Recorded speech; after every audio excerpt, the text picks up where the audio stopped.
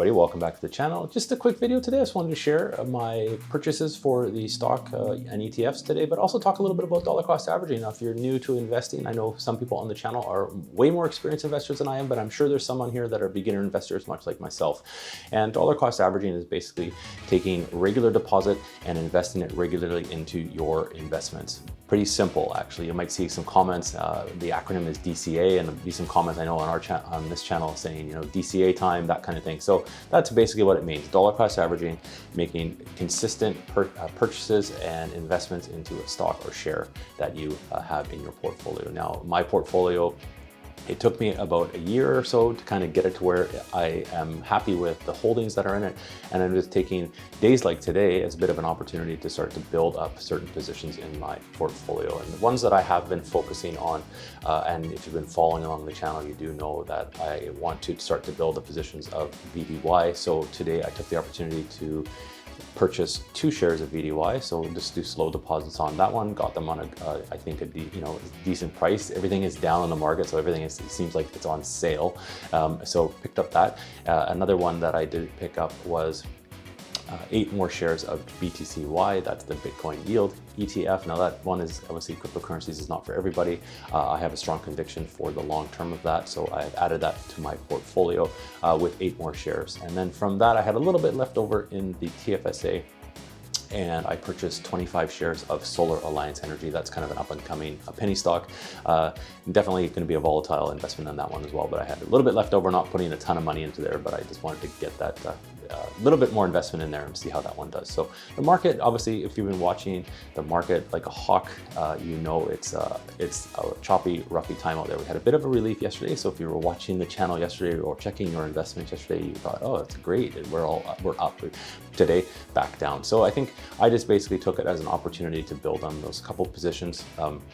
So that's what dollar cost averaging is. We're not trying to time anything, but if we see a bit of an opportunity, I'm going to take it and just add slowly but surely to my investments. And the goal of obviously of my TFSA, yours obviously may be different, is to grow the portfolio up to $100,000 for retirement. So just doing that slowly but surely. Dollar cost averaging is your friend.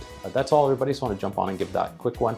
If you have any questions, again, not a financial advisor by any means, but leave me a comment down below. It's always nice to hear actually people's comments.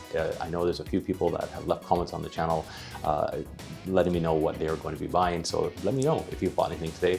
I guess it's a sale if you look at it that way. It's always let's look at the bright side.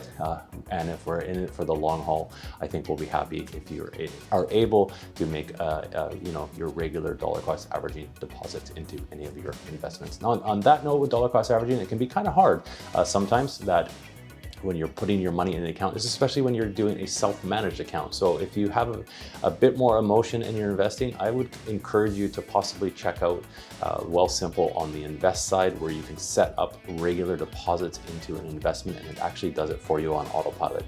I do have other investments in Wealthsimple Invest.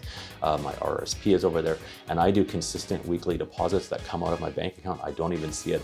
I don't even think about it, and it just does the regular dollar cost averaging and splits it up into different ETFs investments without me having to decide what to put it in. So it does take a lot of the emotion out of that as well. It's a bit more, it can be a bit more stressful, or I guess stressful is one way to say it.